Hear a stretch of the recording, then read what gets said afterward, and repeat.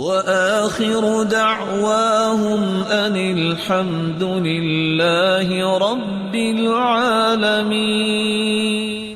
آج ایک شخص کہتا ہے کہ میرے پاس کیا کروں، میرے پاس مال نہیں ہے۔ اللہ کے رسول صلی اللہ علیہ وسلم نے جب یہ فرما دیا ہے من لزم الاستغفار جعل اللہ له من كل هم فرجا ومن كل ضيق مخرجا ورزقه من حيث لا يحتسب۔ جو شخص استغفار کرتا ہے استغفر اللہ، اگر زیادہ یاد نہیں کر سکتا استغفر اللہ، اگر ہمت ہے استغفر اللہ ربی من كل ذنب واتوب الیہ، اگر اور کر سکتا ہے استغفر اللہ الذی لا الہ الا هو الحی القیوم واتوب الیہ۔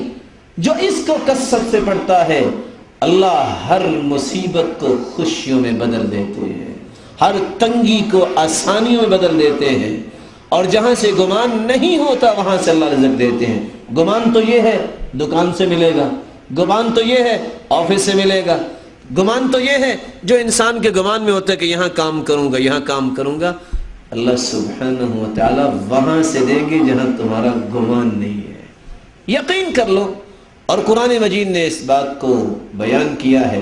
نوح علیہ السلام اپنی قوم کو کیا کہہ رہے تھے؟ فَقُلْتُ اسْتَغْفِرُوا رَبَّكُمْ إِنَّهُ كَانَ غَفَّارًا۔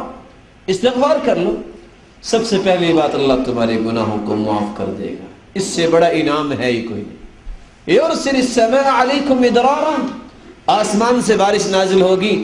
انسانی زندگی بھی اگر مرہون منت ہے بارش کی، کائنات کی ایک ایک چیز جو اگتی ہے زمین سے بارش کی وجہ سے۔ يُرْسِلِ السَّمَاءَ عَلَيْكُمْ مِدْرَارًا وَيُمْدِدْكُمْ بِأَمْوَالٍ۔